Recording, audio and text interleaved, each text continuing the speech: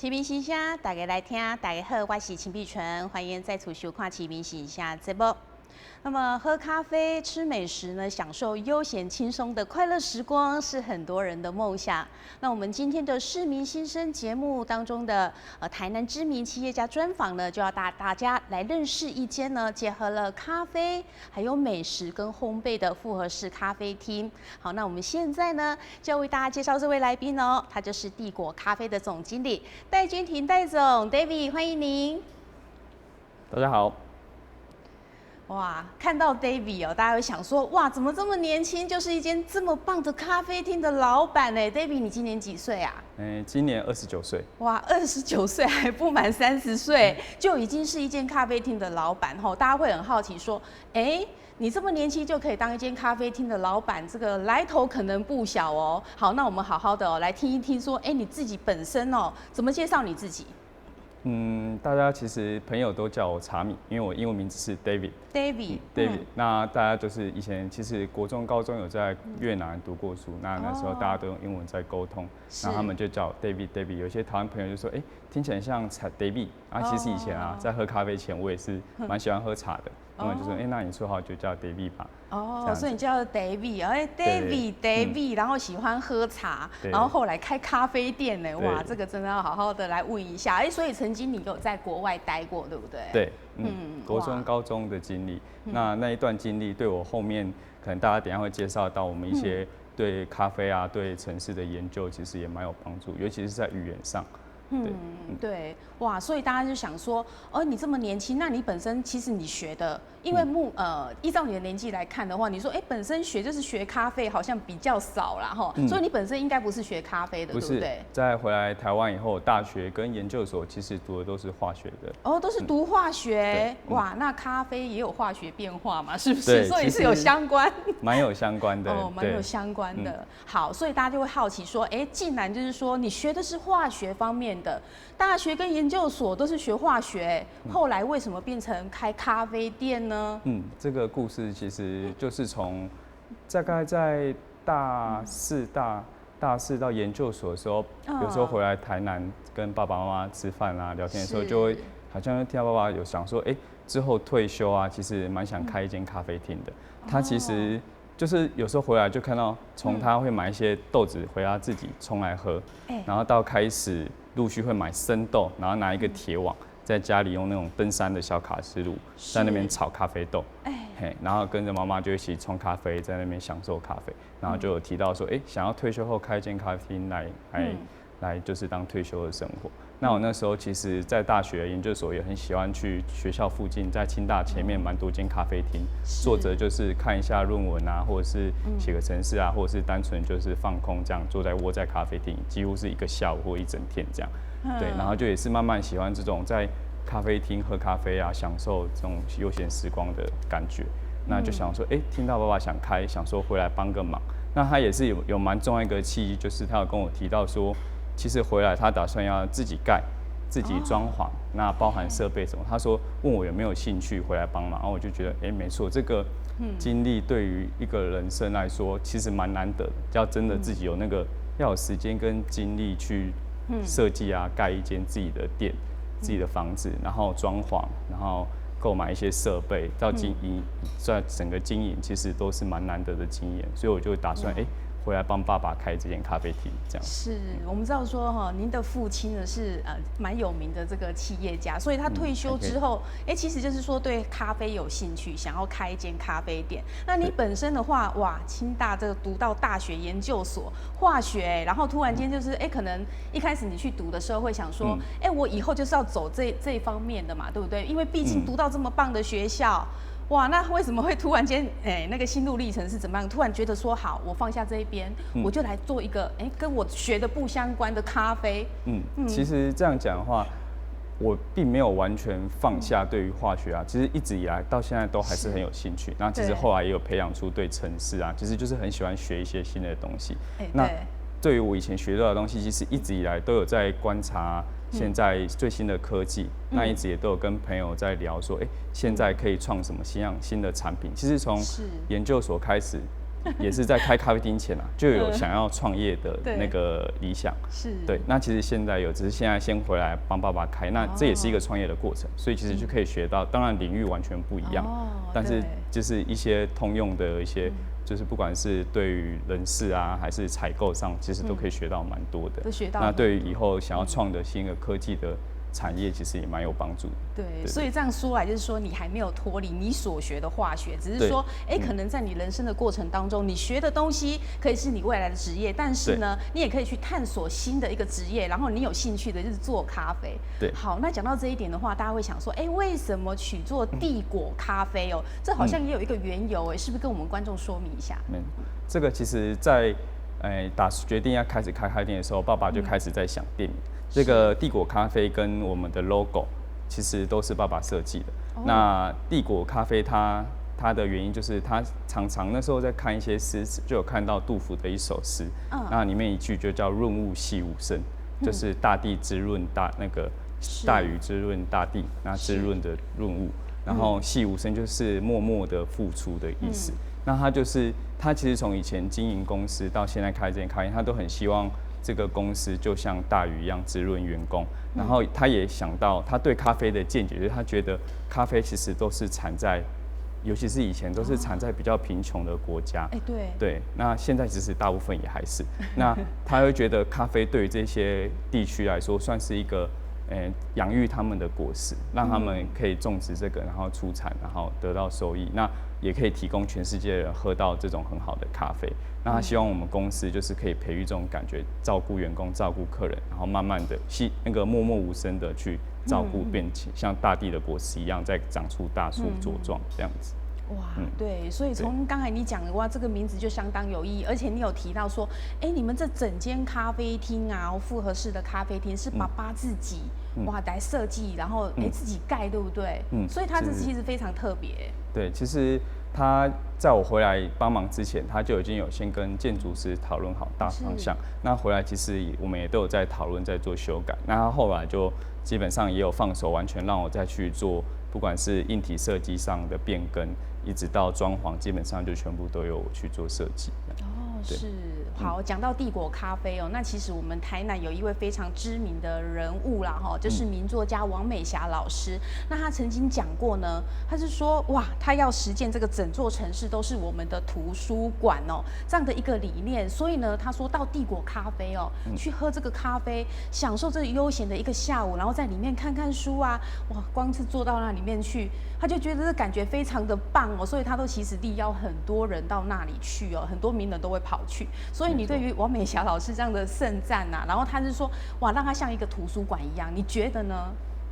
其实真的很感谢美霞老师。然后其实美霞老师第一次来的时候，也就让我印象深刻。他对，其实他也是要说他其实没有喝到，就是对咖啡没有很了解，但是他其实在叙述咖啡的风味上啊，在他的感官上其实都蛮灵敏的。然后我们就那一次就有一次机会，我们就冲了很多杯咖啡，大家就在那边喝。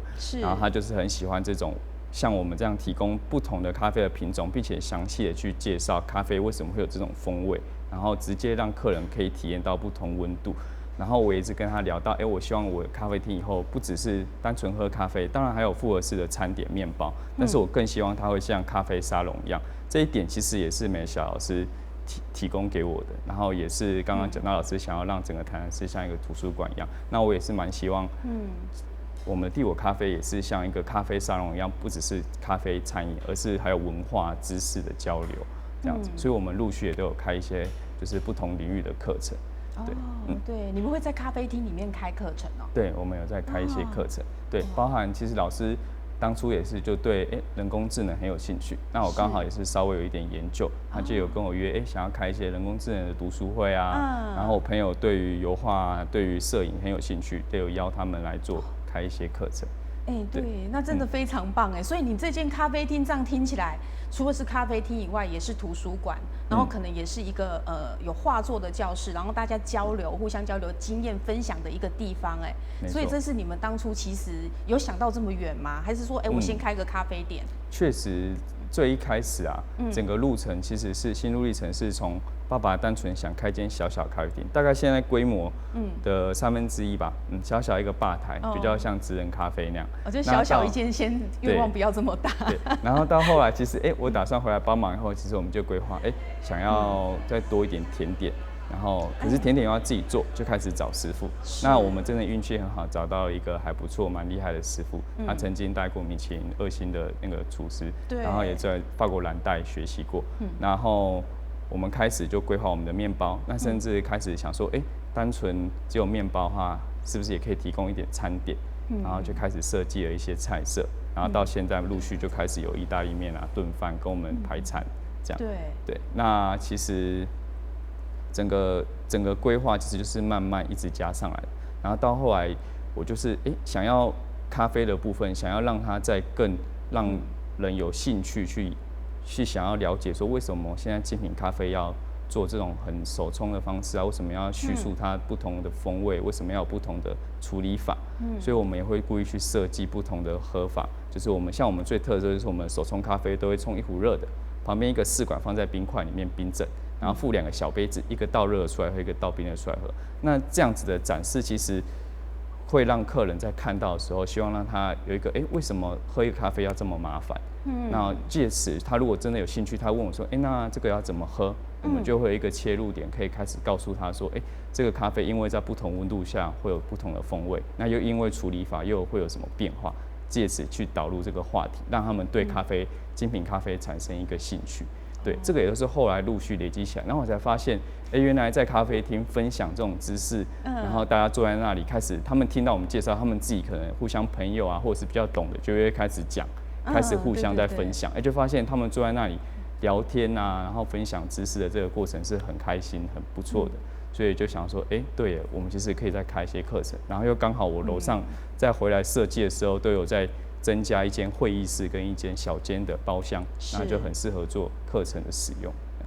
对，好，那我们这个耳闻呢不如亲见哦，所以现在呢，我就要跟 David 呢一起带着我们观众朋友到现场去了解一下我们帝国咖啡到底有多优质的用餐环境。现在呢，我来到了最近很多民众都会来这里拍照打卡的景点帝国咖啡。今天呢，我还特别带了一位网美跟我到现场来喝下午茶。欢迎网美李珍珍。Hello， 大家好，我是网美珍珍。哇，那珍珍，你今天来到这里，第一眼你觉得这个帝国咖啡怎么样？这里超漂亮的，好像偶像剧的景点哦。可以来这里喝咖啡，我真的超兴奋。很期待今天的咖啡美食飨宴哦！哇，才刚到门口你就这么的兴奋，那待会进去的话，你一定会嗨到不行。好，那现在呢，我就带珍珍一起到里面去喝下午茶了。好哦，走吧。你好，欢迎光临，欢迎光临帝国咖啡。哇，这位就是鼎鼎大名的戴汉州戴董。不敢当，不敢当。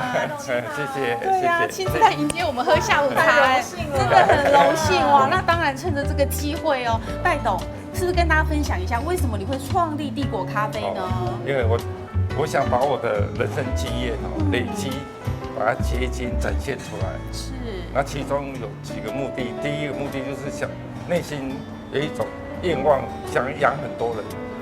如果说我们有一个机制，比如说帝国咖啡，它的知名度够的话，我们这个机制很大，可以赚钱，那我们就可以养很多员工。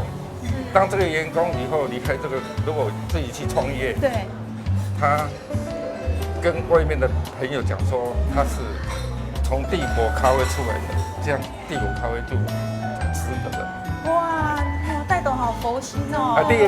第一个目的就是说小时候的经验，因为小时候妈妈在路边摊做生意，是我有发现说同学都会来我们那个路边摊的店好像变成一个联络中心。对。我从人性发现，就是说我们一般年纪大的都不好意思去按人家的门铃。对。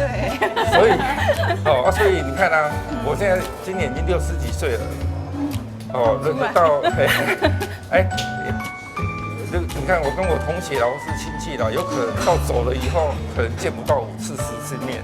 对。所以我如果开一家店的话，可能会变成增加见面的机会，因为大家不会不好意思来啊。对，因为很方便，不会打扰别人。第三个，我很希望我告诉我的员工说，帝国咖啡是一张白纸，像图画纸一样白纸。你每一个人都是你自己，你是彩色笔，你看你是多少颜色的，你是12色的，或者24色的，我提供一个舞台，你自己去画。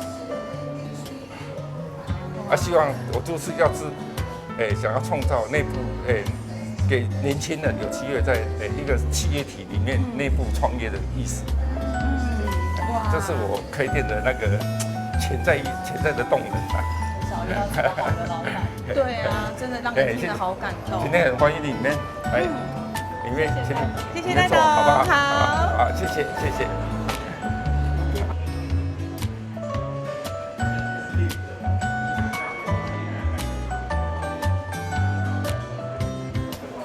环境真的很棒，真的很漂亮。你好，这边帮你送一下菜单。哇，戴董有事先去忙，你知道这位是谁？戴总，哇，戴总你好，戴总你好，这位是王美珍珍，你好，你好，好，这边菜单看一下。好，来我们先来点餐吧。好啊，哇，很多精品咖啡跟餐点，这么多东西。好，那今天呢，既然来到了帝国咖啡呢，就是要给他点个够，来，好，赶快点，没问题。我觉得这不错，我觉得这看起来很好吃。对，这个。好，那就来个这个培根蘑菇啊，夏威夷啊，然后你有什么尽量点。我要那精品咖啡，对，奶油酱鸡腿炖饭啊，对。好，我们就尽量点。对，好，谢谢。哇，你跟他点很多哎，我会吃完的。好，那趁着他们制作的空档呢，我想我们就先带观众朋友们呢一起来了解一下这个店内整个的环境。好哦。哇，这里的环境真的很舒适哎，好漂亮哦，好适合拍照打卡哦。David， 那我们这边的空间其实也有挑高，对不对？对，我们这边一进来看到这个用餐区，就是有特别设计挑高过，然后这边很适合用餐。那后面有一个小小的桌子，那边适合喝我们的咖啡，那是比较小型的圆桌。那我在当初设计的这个就有用到我们 VR 的那个当初用 VR 设计，可以看到客人坐下来跟我们吧台的一些空间视野有没有很宽敞。那我们楼上这边有一个大包厢跟一间小间的包厢，都可以做会议或聚餐的使用。大间的可以容纳到24个人，小间的可以坐到10个人。那这边看到我们一扇窗户，这个窗户就是我们 logo 的变形，那它是象征着无限上升的楼梯。那就是希望我们咖啡跟我们所有的技术都可以慢慢的进步，无限的上升这样子。那这边可以看到就是我们的书房，这边的书客人都可以拿下去或坐在上面做阅览。那这边也可以看到很多我们陈正雄师傅的那个雕像，在楼下跟我们餐厅各个地方都可以看到。那我当初会设计这个空间，其实就是我个人很喜欢坐在咖啡厅，窝在一个小角落，慢慢的看书啊，研究东西，用电脑。那这边可以看到我们立体的天花板，这个是我当初就是想要让它有比较不同的、有层次的感觉，那也是让我木工师傅最头痛的。那中间这一颗是一颗我们树葡萄，那这是我的主灯。我们主灯呢，这个树葡萄是在南部啊找了很多地方，后来终于找到一颗树形很漂亮的。那这边的墙上那边的世界咖啡地图啊，就是可以看到黑色就是产咖啡的国家。那3面窗户呢，可以看到左边是餐饮部，中间是咖啡，然后右边是面包部门。我们3个部门都是可以独立运作，以后也会以这个单位出去做开直营的分店。可以看到我们这边是10人座的会议室，那隔壁那间是24人座。我们这边都很适合用餐，那也可以投影放在墙上。那这边可以看到是我们手冲的咖啡吧台，我们都在这边冲煮手冲还有虹吸的咖啡。那平常我们会开一些手冲的课程，有兴趣的话都可以来这边看，我们都会这边实做。那一些咖啡知识啊、自由化或者是城市相关的课程，就会在楼上刚刚看到的会议室做上课。那接着我们看到另外一个吧台，这边意式咖啡吧台。那这边可以看到就是我们的意式咖啡机，还有意式的磨豆机。旁边那边那台是我们的水果榨汁机，旁边那个是做豆浆的调理机。那我们的果汁机也非常的厉害，它所有水果只有水分的，连柠檬皮都可以把它榨出来，所以我们可以用一点点水果就可以榨出一整杯很大杯的果汁，非常的健康，完全不用加水加冰块，然后糖度也都是来自苹果的甜。那看一下我们户外有很多个座位，那这边很适合在户外如果要抽烟啊，或者是在外面喝饮料。那很多车队啊，重机的跟跑车的也常常来这边，就是排一排，他们就会拍照，然后当休息站一样，然后坐在外面喝饮料。是。然后上面这屋檐啊，旁边都种了很多棵葡萄树，然后可以看到它垂下来也很漂亮。那我们这边花园也种了很多棵那个嘎当秋，那坐在下面这边还有另外12个座位，也很适合就是除了夏天以外都坐在外面啊用餐喝咖啡都是很悠闲的。晚上尤其是晚上开了灯以后，我们的灯装了很多，非常的漂亮。哇，好浪漫哦！对，看起来超舒服的。哇，帝国咖啡呢，很大的特色就是说它的展售空间真的很棒哎。这边的话，你可以从大门进来看到我们这个架子上摆了很多我们自己的咖啡豆，还有我们咖啡相关的实体商品。那最下面看到的这些水果都是我们餐点使用的，都是新鲜拿去现榨的果汁。那后面这边也可以看到我们面包架上有很多面包，我们每天都是12点到1点多新鲜出炉的面包。哇，李珍珍，我看到了一个你的最爱哦。什么呢？甜点。对。那我们甜点都是自家师傅新鲜制作，这边带你们来看一下。好。都是我们自家师傅制作的甜点。那我们这些甜点都很有名，尤其是我们的轻乳酪、重乳酪啊、北海道生乳卷，还有我们巧克力塔、柠檬塔，都很多人喜欢吃哦。看起来都好好吃哦。哎，珍珍，你看那边可以看到师傅在制作面包哎。对耶。没错，我们这边都是采开放式的，每天早上可以来看我们师傅在那边制作我们的面包，那下午都会制作甜点，有兴趣的朋友都可以来参观，我们都是完全开放式的。哇，好棒哦！那听说你们这边点餐的方式也很特别哦。没错，我们甜点的部分都可以直接来这边拿卡片，看想要吃什么。那卡片上面就介绍它的成分，然后后面有一张拼图，每一支甜点的背面都不一样，可以做收藏，也有活动也可以兑奖或换饮料。哇，好棒哦！看想要点什么？珍珍来，你可以去点哦。好哦，点餐喽。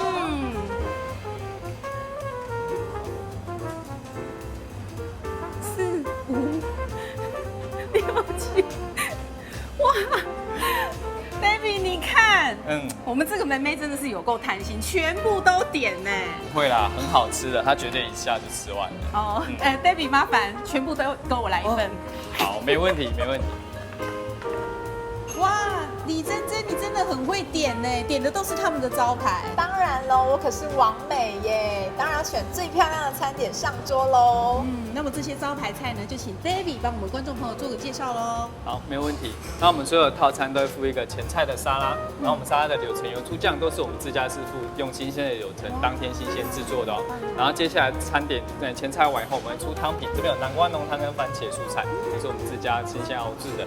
那再下来排餐也都会附一个这个野菇熏肉盘，很多人喜欢吃，它里面有很多种不同的熏肉的食材，那每一个切一小块，春来也吃，口感非常的好吃。好棒！那最后就是我个人最喜欢的青酱，我们的青酱啊都是自家师傅新鲜制作的，那我们青酱非常非常的好吃。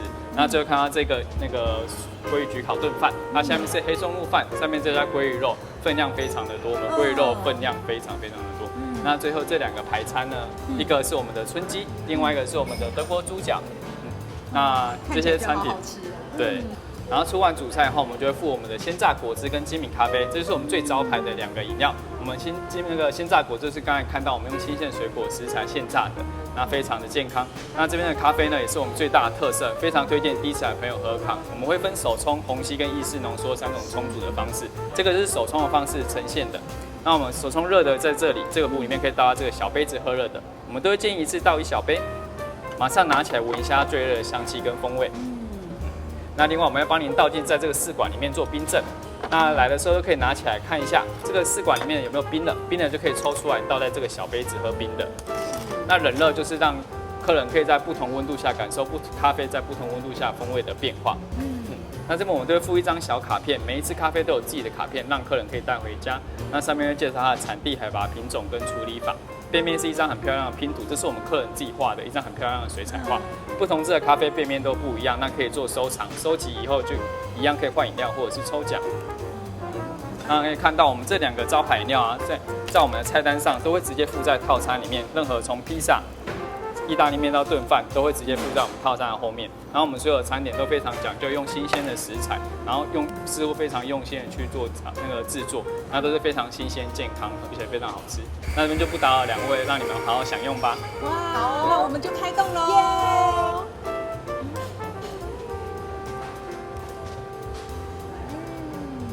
好好喝哦。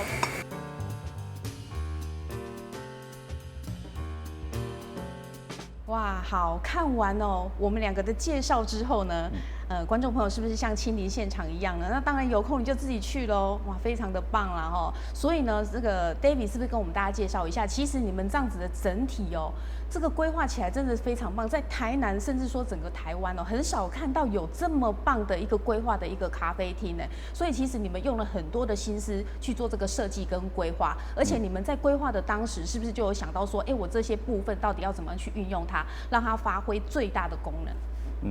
没错。其实，在设计的过程啊，毕竟真的是跟爸爸，其实家人啊，妈妈其实对于餐饮业都没有什么很多的经验哦，所以之前你们根本就是对，完全就是门外汉。爸爸他们其实就算是工业嘛，那我本身就偏理工科，但是当然啊，平常生活当然会去一些咖啡厅，都会参考到蛮多的。但是在开始盖房子啊、装潢的时候，也是刚好有一个机会去国外参加咖啡展，顺便那时候其实是先买了一间先买了烘豆机，然后我们就租了2间货柜屋摆在我们的空地上面，然后就开始在里面烘豆，然后才发现原来咖啡也有这么多学问，然后去了国外的时候才开始参考了很多咖啡厅，才发现原来不管是从吧台设计到厨房啊，到整个服务过程，其实都有很多细节。然后在国外啊，台湾其实也就是去喝了很多间咖啡厅，参考了很多，然后回来其实我也是很感谢大家，其实看到我们的装潢啊，看到我们的方式，提供餐点方式，觉得都很好。但是我真的觉得蛮幸运的是，我真的没有经验的状况下，把它做出来，刚好是大家喜欢的样子。因为那个装潢其实就是像我跟木工师傅，就是我把我们的装潢设计出来以后。他把成型做出成型了，可是其实那时候颜色啊，很多比如说 H 钢的漆的颜色，甚至是木头颜色，其实在最一开始都没有完全的定案，然后也都是一边做的时候一边再去构想说，这个颜色是不是要再稍微做调整。不过还好，当初其实我在设计内部装潢的时候，有一个最大的帮助是，那个时候在那个之前，我在研究的时候，有在学习做一个 VR 虚拟实境的一种体验。所以你也有学这方面的。对对对，其实，在研究所就是私底下会学一些比较偏程式相关的东西，算是一个兴趣啦。然后当初就有做到 VR 的一些体验。然后那时候在装潢的时候，我就特别用这个技术，把一些模型导入到虚拟实境里面。那我就可以比较轻松的方式去做一些，比如说我布置要怎么去做调整，桌子的高度太高太低，我可以直接在里面调整。调整完我就把这些再投影给师傅他们讨论这样子。所以在设计跟那个讨论的过程是比较快速的，这是刚好有这个经历，有这个方式。就刚好你有这方面的专长。对对对，但是真的在美感上真的是真的是完全用时间，因为那时候装潢其实花了6、7个月有。哇，这么久。对，蛮久的。然后盖房子其实也花了蛮久，我们也是完全照着程序去就是去申请执照，然后等到执照完全申请才开始装潢。那这个过程，其实我们从2017年初就开始盖房子，一直到2018年中才完全都是装潢差不多大致完成。对，那其实真的也是因为是自己的地，所以我才有办法花这种时间去做。对，然后就是我其实就是简单，我都跟客人说，其实看到这些很用心的装潢、很漂亮的设计，其实真的都是时间换来的。对，就是用时间慢慢的去构思。对，我们当初以为说，这是请的多有名的设计师来设计，结果这个设计师就在我们的现场啊。那真的是说你自己之前所学的，其实也有融入当中。那当然用了很多的心思啊，然后很多的这个其实美学方面，慢慢的去改用这么多的时间，难怪可以做出这么棒的一间咖啡厅。好，那这间咖啡厅里面呢，有强调3种嘛，咖啡、烘焙。还有美食，对不对？没错。好，那这3样的话，你们的强项在哪里？我们先来讲咖啡，好不好？其实我们就有分3个领域。大家如果有机会到我们店里的话，往那个我们有一个挑高的区域，往上看会看到3面窗户，其中一面就是我们咖啡的部门的 logo。我们分了3个部门，就是刚刚说的。然后另外一个部门是餐饮，最后一个就是面包。那当然以这样子分，就是我希望我们最一开始构想，希望这3个部门都可以独立运作，都有各自。都可以做到相当的专业。那以咖啡来说，我们请的不管是正职员工还是我们的工读生，其实我们都会在做员工的训练。那我们正职特别都会去考我们所谓国际咖啡协会的证照。那平常我们的书籍这边我也有带几本书，等一下也可以特别帮大家做介绍一下。那我们都会去照国际协会的一些标准，然后去做训练，然后去做讨论。那我们咖啡当然最专业就是从生豆我们就自己买进来自己烘豆，能控制到烘豆这一个部分，就占了一杯好的咖啡基本上是25分。然后最后我们再来，接下来我们有控制水质，水质的话占了一杯好的咖啡大约15%。然后最后还有冲煮，这些都是我们在做员工训练的时候会再去做追求。所以咖啡基本上我们只要找到很好的生豆，我们后面基本上都由我们自己把关，我们都能去做那个调整，去做训练，然后再去把它做到更好。对，哇，所以讲到这个咖啡的部分哦，他们这间店非常的厉害，有一台呢可以讲说是类似车界劳斯莱斯的。对，那你们这一台烘豆机也是超级厉害的哦。那我们就到现场来看一下吧。好。听说这里呢有一台媲美劳斯莱斯的烘豆机，还好呢，今天我带了一位很爱喝咖啡的专家来到现场哦，让他好好的来考 David 李嘉珍。嗨，没问题。哇，这就是传说中烘豆机界里面的劳斯莱斯吗？没错，这一台就是我们德国进口的波霸，他们的牌子在2战前就已经开始在做烘豆机了，那所以历史非常的悠久。那这台是他们1公斤的机型，那生豆的话就是像这样子。顺便给你闻一下，我们生豆你可以闻到，像这是伊索比亚日晒的豆子，它会有点水果调，有点水果酒的风味。那我们生豆就会从上面这样子倒进去。哦，原来从这边下来。那进去以后呢，这台是热风型的烘豆机。是。那这台厉害就厉害在它的风的稳定性非常好，它的温度可以控制很平均的上升跟下降，所以烘出来非常的平均。那生豆把它拉起来后，就会放进去做烘豆。那它其实原本只有附一个温度计在这边，可以测量说它一直接触到豆子，它的豆子的温度现在是几度。那有时候我们烘豆师啊，跟我们那时候去荷兰跟德国上课的时候，遇到很多烘豆的咖啡师，他们觉得一支温度计有时候不太够，所以我们除了把这支温度计另外接出来到后面的小电脑以外，后面我在这个后面也会加装一支另外一个温度计，还有一个红外线的。那这些温度计都会收集资料以后送到我们区域的网络。这边就有一个当初去跟荷兰还有德国人一起写的一个程式，这个是用 Python 写的，它是在网络上公开，都是公开开源的，大家都可以做贡献，一起做调整修改。那这个程式会看到我们每次烘豆啊，从开始到结束大约是10分钟，大家可以看到这个浅色就是之前烘豆的记录。那我现在把它开机的话，可以看到现在这支温度计的温度。哦，所以它是直接连线的。对，直接连线的，然后就可以及时的看到现在的温度跟那个升温的曲线。那烘豆一次大约都是10分钟。前面这一段可以看到像 Nike 的形状，从豆子进去，它因为还是室温，它会马上降温。那从一开始烘豆大约都是200多度的环境温度开始烘，一进去后豆子会降到100多度。那前面不会低于100度，都是为了让它缓慢的进行脱水，因为生豆里面大约都有10到12%左右的水含量。脱完水以后，大约到140几度，它的水分大部分都脱完了，后面就会开始褐化跟梅纳反应。那梅纳反应其实大家应该都蛮熟悉的，很常见，就是我们在煎牛排啊、做焦糖都会进行那个反应，那就是咖啡啊很多食物它香气跟风味的主要的反应的来源。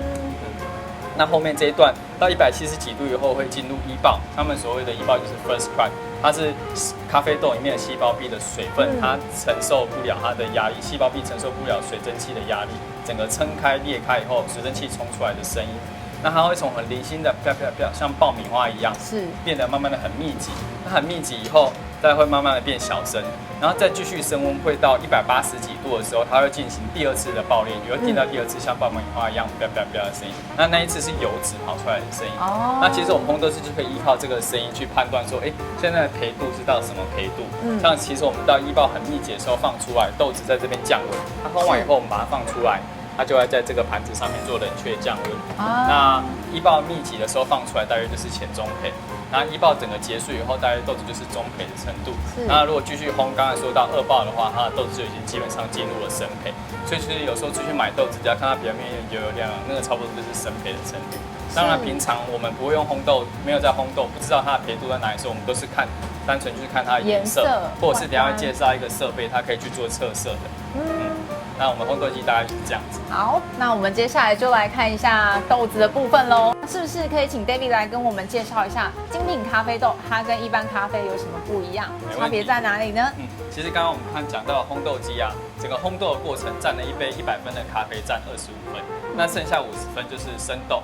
那我们精品咖啡追求就是要庄园单品的豆子。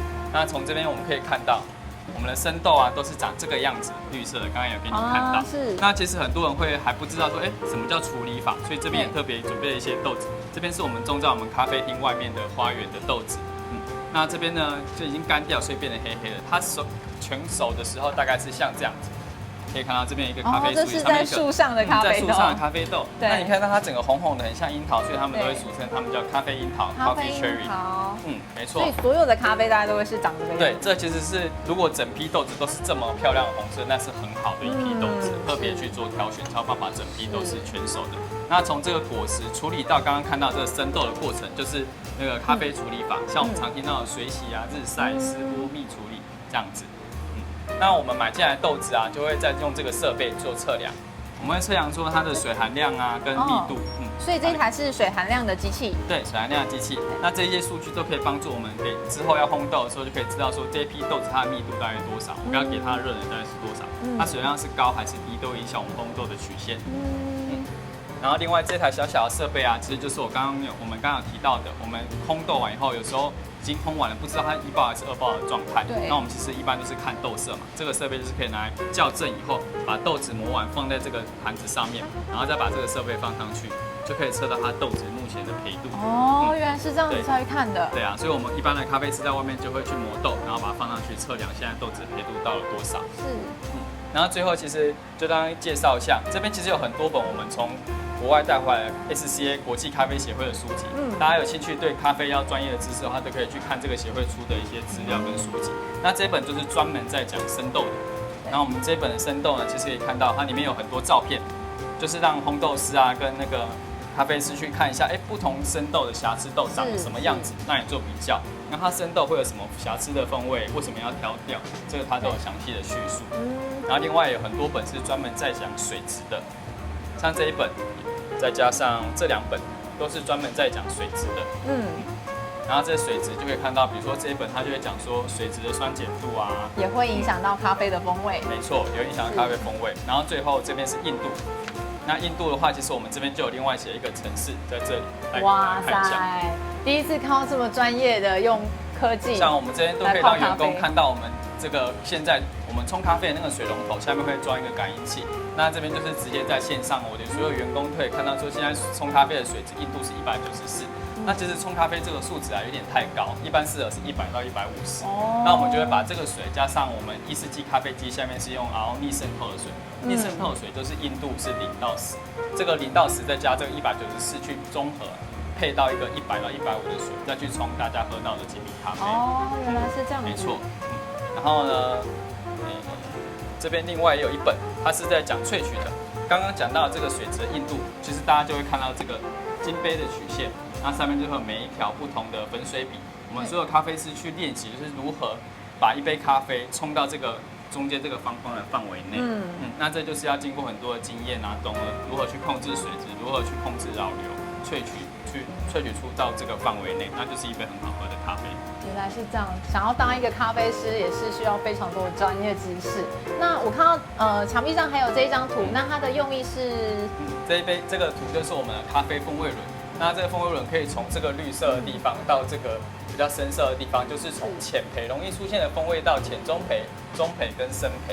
那这边呢，其实可以看到浅焙比较容易出现的是植物味，浅中这边这一段比较容易出现的是水果风味，到深焙可能是坚果、花香，到后面可能就是有点超灰搭啊，或者是化学的味道。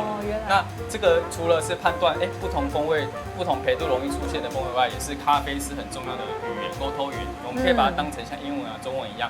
咖啡师有办法从烘豆师烘完一个豆子，他觉得他判断，他杯测以后判断这支咖啡有什么风味，他有办法跟冲煮的咖啡师沟通说，我认为这支咖啡有这几个特色的风味。那咖啡冲煮师也要去冲一次以后确认说，确实有这些风味，然后再去介绍给客人。那另外，其实我们这个图像刚才讲到浅中焙为什么有这些水果味，就是前中培它在反应的时候，在前中培的时候，这些味道是最明显反映出最多的。那前面的味道可能已经慢慢挥发掉了，后面比较深培的坚果的味道可能还没出来。那我们就要去看说这支咖啡豆，比如说伊索比亚，它可能比较好喝的是水果调，那我们就会把它停在前中培。可是有一些咖啡豆，比如说曼特宁啊，或者是中美洲的豆子，它可能比较适合是坚果或者是花香，那我们就不会把它培度停在前中培，而是停在比较后面。把它放后面一点。没错。那这样，所以一般的像我们美式咖啡跟精品咖啡，它主要最不一样，喝起来感觉不一样，到底是什么呢？你非常了解哦。其实精品咖啡跟美式咖啡啊，很多有些美式咖啡会拿精品咖啡豆去做美式咖啡，不过大部分啊美式咖啡都会使用比较中深培以上的豆子，因为它其实需要中深培，像我刚才提到我们2爆嘛，第2次爆裂的时候油脂才会跑出来，那些油脂才会比较适合去搭配加水或加水做成的美式咖啡，或者是加牛奶做成的拿铁，但是。这个一个咖啡豆就像烘豆从浅焙到深焙，就是像我们牛排啊、煮牛肉一样。其实很好的牛肉顶级，你不会想要吃到9分啊，甚至全熟的嘛，你会希望保留它的特色的风味。所以其实精品咖啡豆既然在推广，它要单一品种，好不容易费心去只在同一个庄园，然后去分析它是什么风味，然后把它烘到那个焙度，就是希望。就是提供它真正特色的风味。如果烘得太深，基本上它的特色风味全部都会就会没有那样层次的感觉了。没错。好，那今天谢谢 David 来帮我们介绍这么样详细的精品咖啡豆。哇，好，这台烘豆机真的是很厉害哎。对，所以其实讲到这个好的咖啡哦，从烘豆开始，对不对？所以在咖啡方面，其实一般哦，现在很多人啊，其实喝咖啡的人非常多。那很多人就是说最方便自己用即溶包泡一泡啊，顶多耳挂式的，或者是说现在在超商买啊，一些连锁店买一些咖啡来喝哦。但是呢，可能要像帝国咖啡。对于咖啡这么的钻研哦，真的是不简单呢。所以你们对咖啡的坚持是什么？也跟我们观众分享一下。这个其实，在台南啊，甚至在整个台湾，其实咖啡文化也已经推行了一阵子。那以我个人来说，其实我也不算是非常的资深。以烘豆来说，我其实也才刚研究2年多。但是这2年内，我其实就非常的有兴趣，也花了很多时间在研究这整个咖啡文化、精品咖啡文化。是。对。那其实像刚才介绍我们的烘豆机，我们就会特别去做挑豆。然后挑豆以后，我们也会再去分析说，不同咖啡的风味要怎么去做冲煮。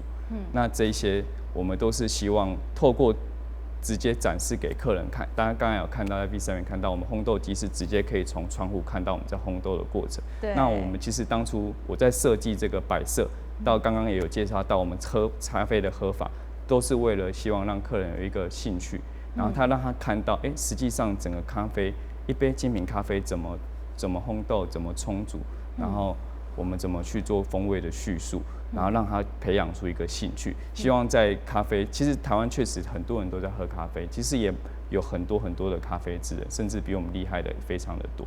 但是我希望能做到，不只是我们有这个专业，而是要让它更大量的被看到，然后让更多人去了解它，这样子。哇，所以我现在听起来，我就知道说，没错，他自己说，他可能有这个烘豆机，然后去烘豆大概2年多的时间哦。但是呢，有一点让我很感动，就是说，他想要让大家更多人去了解这个烘豆的过程，然后怎么冲泡咖啡的过程，喝到精品咖啡是怎样的一个感动哦。就是说，你希望让客人够了解，然后其实自己在推广这个咖啡文化，对不对？对，没错，就是想要推广这个咖啡的文化。对啊，真的很不简单。要不然一般我们就是说，每天早上为了提神啊，到那个超商买个咖啡来喝一喝，跟喝这种精品咖啡，去学习到的感觉，其实就是真的不一样。好，那我们除了这么厉害的一台烘豆机以外，我们知道说，你们店里面其他的饮品啊，你们可能也有这个豆浆机啊、果汁机之类，听说也很厉害，是不是跟大家介绍一下？没错。我们其他比较厉害的饮品啊，有我们的豆浆。我们豆浆其实做法蛮特别的。我们算是爸爸他说从就是家里老一辈传下来的方式。那其实也没有说很难做啊，他就是把黄豆炒到适当的香的程度，然后再去蒸熟以后，我们是直接加热水，然后就放在一台算是调理机里面去做快速的搅拌，那就会打到直接喝不到渣，那就不用再做过滤，所以喝起来蛮浓稠的。那这个方式喝起来的那个豆浆，其实它的香度、香味也非常的香。那我们另外一个比较厉害的是果汁，也是直接会附在我们套餐里面。我们基本上我们的套餐就是，当初我设计的套餐有点像是半强迫让客人就直接喝到我们的精品咖啡跟鲜榨果汁，就是比较不像一些餐厅可能是，我先付一杯便宜的红茶或者是比较简单的饮料，那你要喝我们比较招牌的咖啡啊，你要喝我们果汁，你可能还要再加价，再另外加价点，对，再加价。但是我会直接希望客人直接去选，当然这就是有点像双面刃，有的客人就觉得，我只是想要吃个简单的餐，为什么我的饮料要付到这么贵？这样，对，但是大部分的客人喝完都会真的觉得很值得啊，我也觉得很值得，让客人可以有这个机会直接喝到我们好的咖啡。那刚才的果汁就是一样，我们是不加糖、不加水、也不加冰块，整杯通通都用一台法国榨汁机，把它水果全部丢进去以后，直接榨出来的汁全部拿来用。那也是要靠这台机器才可以降低到不用到很高的成本，就可以榨出一杯很大杯的果汁。对，所以讲到这一点也就是说，在你们的餐点里面呢，强迫其实我觉得不算是强迫啦，对啊，因为你让大家品尝过后，其实有的人他反而就是自己要来点了，对不对？对。好，那你们在这个其实你们餐点方面也是你们的一大特色，所以你们的餐点我看起来好像都有卖一些意大利面啦、披萨什么之类的，是不是跟大家介绍一下？没错，我们餐点的话，从我们的披萨，然后到意大利面、炖饭，甚至还有排餐。那我们这边的话，我们所有的餐点都是跟厨师要求，我们希望所有的材料都是自己从原料开始做，包含大家如果来吃到的话，像我们的沙拉的酱，我们就是自己用柳橙去榨，自己去做我们的沙拉酱。那到意大利面的酱更不用说，一定全部不管是青酱、红酱，全部都是我们自己师傅制作的。那其实也是要这样子，当然成本可能会高一些，时间也会耗费蛮多，人力也是需要很多。像他们其实都要在那边切柳橙啊、榨柠檬这些的，就是人力跟时间花费很多，但是最后做出来的品质跟它的口感都是非常的好。对，所以你们的餐点跟咖啡一样，也是坚持这个高品质。对，甚至一直到面包也是，我们的面包也是全部都是自己从原料做起，还有甜点。我们的面包也都是使用日本鹰牌的面粉，然后法国的酵母，再加上蜂蜜，然后我们都是低温18个小时前一天就进行1种的发酵，然后到隔天早上每天中午会12点到1点多会出炉。那坚持就是全部的面包、甜点都要自己做。哇，所以你一开始有提到说，其实你在烘焙这个部分有请到一位曾经在国外的米其林的这个2星餐厅工作过的厨师来你们这边服务过，哇，所以要请到他真的很不简单，对不对？对，真的是一个蛮好的缘分然后他也很大方的，就是提供了我很多建议。那时候他其实在我们还没盖好房子，他就已经先来了，然后就是以顾问的方式跟我们就是建议了一些厨房的设备啊，到整个出餐的流程，因为毕竟我们都没有没有什么经验，然后到后来从餐点的设计到面包的配方，其实他都有帮我们留下来。对，哇，所以真的很棒。然后，所以现在就是你们还是可以吃到这个米其林2星主厨他所留下来配方的这个面包，也等于是他做，因为你们后面训练出来的这个厨师的话，做的东西就是保有他原本帮你们设计的这样的美味。其实后面的厨师啊，到面包师傅，他们也都很厉害，在这个基础上又做了非常千变万化的改良跟那个设计。对，那现在其实来吃的话，可以吃到很多只有我们自己厨师特别设计或者是改良过的餐点跟甜点。对对，哇！所以今天访问到 David 知道说，其实我们帝国咖啡对于这个咖啡的坚持烘焙产品的坚持跟餐点的坚持，大家都有听到了，就是高品质，而且就是说，有时候他会觉得说，我不管价位怎样，我就是让我们的去这边用餐的这些民众，他可以去体认到说，你们对这个咖啡，你们还有你们食品的用心那其实这样子一路走来你们帝国咖啡其实广受好评那这样子未来你们有没有什么展店的计划？有，其实以后都有规划，我们打算做直营的模式，然后打算也是从台南开始先开。那现在这个阶段还在进行 SOP 的流程的优化。那其实像我现在自己，像我刚才介绍到我自己的第2专长是程式嘛，那我现在就有开始重新再帮自己的公司开发一些系统，不管是从点餐的到系统的管理的都会有。对，然后这边的话，这边帮大家介绍一下。哇，你真的把你所学运用到里面了哎。像其实餐厅啊，最常遇到的可能就是人多的时候带位比较难带。那我当初就有做一个系统，这个以后还是都会在做改良，专门就是帮客人带位。那客人可能点完餐后，就会帮他带说，他想要坐哪里？对，然后带完位置以后，帮他送餐的时候，我的员工只要点，我要送哪一道菜，他可能就会亮起来。因为这样的话就可以完全不用，我希望做到就是可以不用打扰到那个客人的用餐，他们可能很开心的在聊天。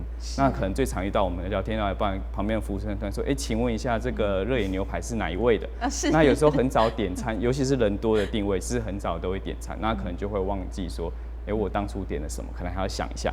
那可能每一道菜也不是有意的嘛，可能来宾也是忘记了，那服务生也是要到处去问，可能每一道菜多花个10分钟送餐，1分钟2分钟送餐，那可能30几个人的话，就会让最后一个人等了很久。所以当初就做一套这个系统去帮助送餐，然后也可以让客人以后如果有来吃我们这边的那个包场的话，我们也都会帮你们做一个带位的那个点餐的系统。那只要打上名字之后，好棒哦，就可以进行点餐，那就会有一个菜单让他们去点选，这样子。对，然后所以这个就是对于服务方面，你们也是想得很周到哎。对，没错。好，那你还有带的这个书来，要跟我们观众朋友们介绍，这其实是咖啡很专业的部分。对，这个是咖啡，刚刚还没讲到的部分。那咖啡的话，像这一本，就是专门在讲我们生豆的一些瑕疵豆。对。那忘记刚刚讲到前面这边这个 logo 啊，大家可能在前面的 Visa 也会看到，我们这个是国际精品咖啡协会的 logo。那现在这个已经是美国、欧洲跟世界各地的咖啡协会已经合并的。那他们现在就会每隔几年会更新这种书籍，每一本书会针对咖啡的不同领域去做探讨。咖啡他们会分算5大领域，一个是烘焙，一个是生豆学，一个是萃取，然后一个是吧台手。然后最后一个是感官，然后这一本是针对生豆再去做探讨，有哪一种生豆什么样的瑕疵会造成什么的风味。那我想看一下这一页，像这一页这边可能就会明显看到这个它会叙述这是一个重铸豆，然后这边一个空白的地方就是让我们咖啡师烘豆师可以把豆子放上去做比较，长得是什么样子，是不是瑕疵这种瑕疵豆，那这种瑕疵会有什么不好的风味，为什么要把它挑起来，这边都有做很详细的介绍。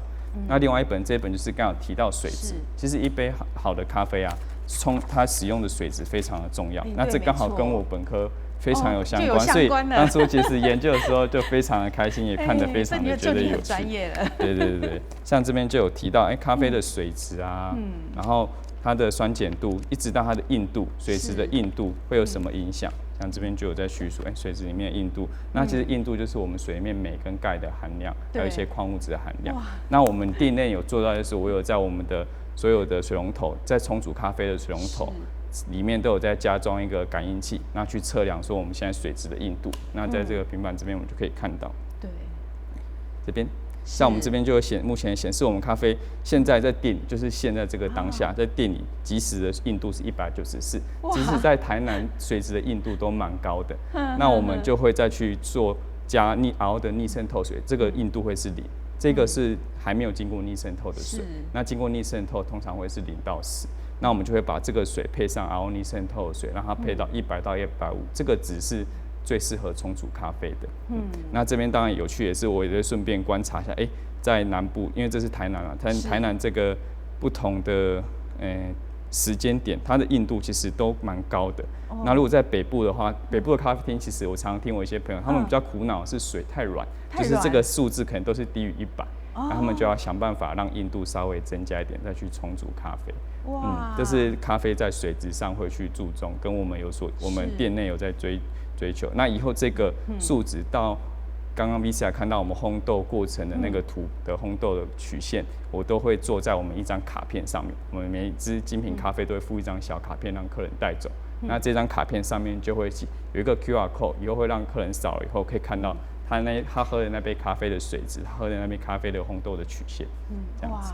你看，大家听一听，真的很不简单吧？一杯真正好的精品咖啡哦，它不只是咖啡豆很重要，它连水质都很重要。那帝国咖啡呢，由我们这个清大的化学硕士哦，来帮大家把关。哇，这真的没话讲，研究成这么透彻，难怪说做出来的精品咖啡会这么的棒。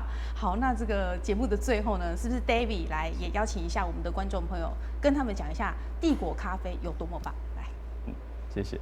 那就很谢谢大家今天听我的介绍，那也很希望大家有机会可以来帝国咖啡喝个咖啡，然后我们的课程也可以在我们的脸书上面看到，我们就是像刚刚有介绍到有很多不同领域的课程，甚至如果就是电视前的朋友对于自己的专长啊，很想要做一个分享，想要读书会的性质，也都可以跟我们联络，我们都很希望可以提供一个地方，让这个帝国咖啡有更多的文化跟知识的交流。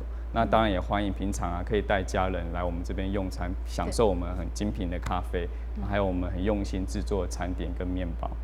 对，哇，今天非常谢谢 David 到节目当中，他让大家了解到说，帝国咖啡不只是让你喝咖啡吃美食哦，而且它是带有文化的，然后你也可以到这里，像图书馆一样啊，非常的放松，而且呢可以来这边做学习耶，非常的棒。最重要的是说耳闻哦不如亲见，那大家有空呢不妨到帝国咖啡。好，再一次谢谢帝国咖啡的戴总 David， 谢谢你，谢谢。好，也谢谢观众朋友的收看，齐明西下这波，李家各几段了，咱再会。